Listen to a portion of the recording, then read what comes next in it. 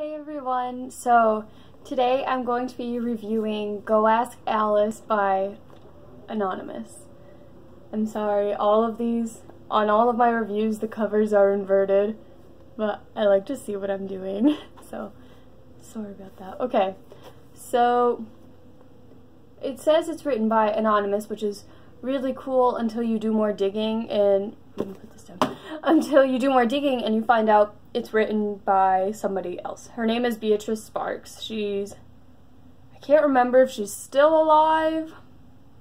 Anyway, she was a child psychologist in the 60s and 70s.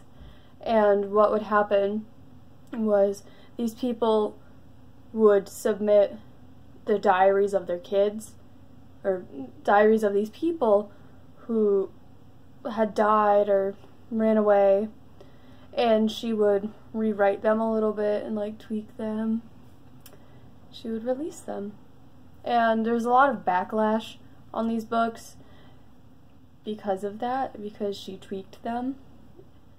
But I really liked this book. So anyway, okay, that's just beginning. So yeah. Stats. We need to do stats. Okay. So this edition, the one in my hand, was published in 2006, but the copyright is in 1971. So this book took place late 60s, really early 70s. And this edition is from Simon Pulse, my bad. And it is 213 pages. Yeah, okay.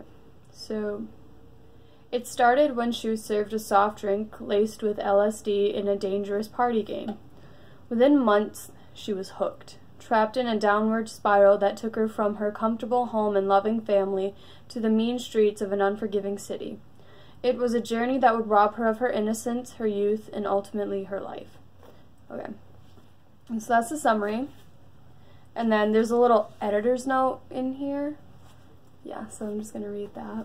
So, Go Ask Alice is based on the actual diary of a 15-year-old drug user. It is not a definitive statement on the middle-class teenage drug world. It does not offer any solutions. It is, however, a highly personal and specific chronicle. As such, we hope it will provide insights to the increasingly complicated world in which we live. Names, dates, places, and certain events have been changed in accordance with the wishes of those concerned, the editors. Okay, so I'm going to talk about my opinions on this book first, and then I'm going to go into like the controversies from it. And as always, I'm going to have a link to this book in my bio, the description. Yeah, okay. So I really, really liked this book. It flowed. It's a diary. If you watched my Black Notebook review, I said that it didn't really read like a diary. This one reads like a diary. It's like picking up somebody's diary and reading it. So, awesome. And even though it was changed, it reminded me of when I was 15. A lot of people gave backlash or whatever because it was like, that's not really realistic to a 15-year-old, but it was me when I was 15. I was 15 4 years ago, so like, yeah. I say the word a lot, I'm so sorry. So, I have notes, I'm stupid.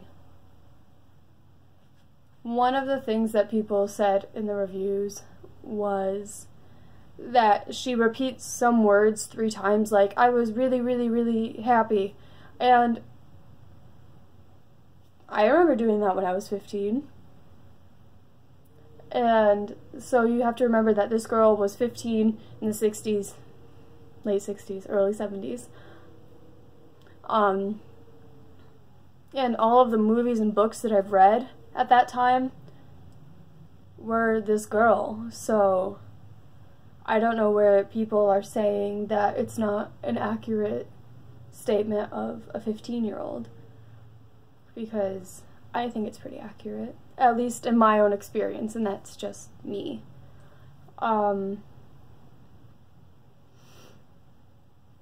The drug parts were strange. That is one thing that I will say. I've never done them, so I can't really say what it's like, but you think, like, that can't really be what happened, because, like, I can't imagine being slipped LSD at a party and then becoming hooked on drugs. Like, it doesn't make a lot of sense if it was just a one-time thing and you were like, wow, this is cool. I have to do it forever and ever now. I don't really understand how that happened, but again, people get into addictions in strange ways. So anyway, this book was written over 40 years ago, but I think it is still very relevant right now. With the opioid crisis happening, kids in my middle school who did some bad things, it's still a problem. I think it's always been a problem.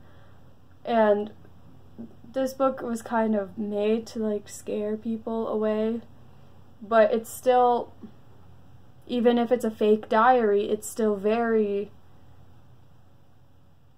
eye-catching, I guess, relevant, heart-wrenching, whatever you want to call it. It's still relevant and important now.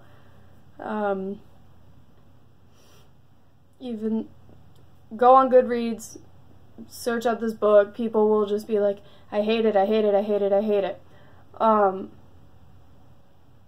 a lot of these people didn't just graduate from high school, so they're looking at it differently than I am.